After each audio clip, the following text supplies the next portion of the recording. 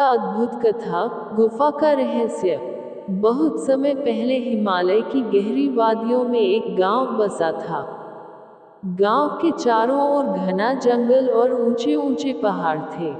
वहां के लोग शांतिप्रिय और सरल जीवन जीते थे। गांव में एक साधु रहते थे, जिन्हें लोग ऋषि अत्रि कहते थे।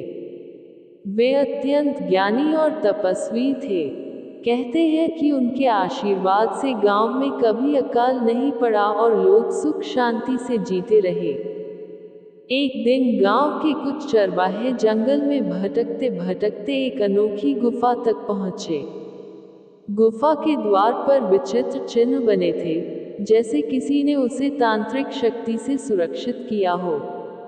चरवाहों को भीतर से हल्की रोशनी और शंख की ध्वनि सुनाई दी। वे डर गए और भागकर गांव लौट आए। जब ऋषि अत्रि को ये बात पता चली तो उन्होंने ध्यान लगाया। ध्यान में उन्हें संकेत मिला कि गुफा कोई साधारण स्थान नहीं है। वहां दिव्य खजाना और अद्भुत शक्तियां छिपी हैं, लेकिन केवल वही व्यक्ति उसे पा सकता है जिसका मन लोभ और अहंकार से मुक्त हो। कुछ दिनों बाद गांव में अकाल पड़ गया। खेत सूख गए, लोग भूख से व्याकुल हो उठे। तब गांव के कुछ लालची लोग सोचने लगे, गुफा में खजाना है, अगर हम उसे पालें तो गांव को बचा सकते हैं और हम अमीर भी हो जाएंगे। वे बिना ऋषि की अनुमति लिए गुफा की ओर निकल पड़े।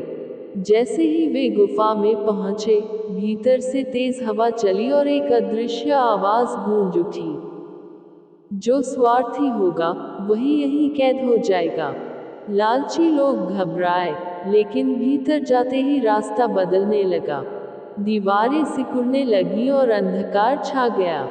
वे चीखते रहे, पर कोई बाहर न आ सका। उधर ऋषि अत्रि गांव के बच्चों और स्त्रियों को लेकर गुफा पहुंचे। उन्होंने शुद्ध मन से प्रार्थना की, हे दिव्य शक्ति, ये खजाना स्वार्थ के लिए नहीं, बल्कि संसार की भलाई के लिए चाहिए। तुरंत गुफा का द्वार खुल गया। भीतर सुनहरी रोशनी फैली हुई थी। वहां सिर्फ सोना चांदी नहीं था, बल्कि अद्भुत अनाज के बीज और औषधियां रखी थीं, जो कभी नष्ट नहीं होती थीं।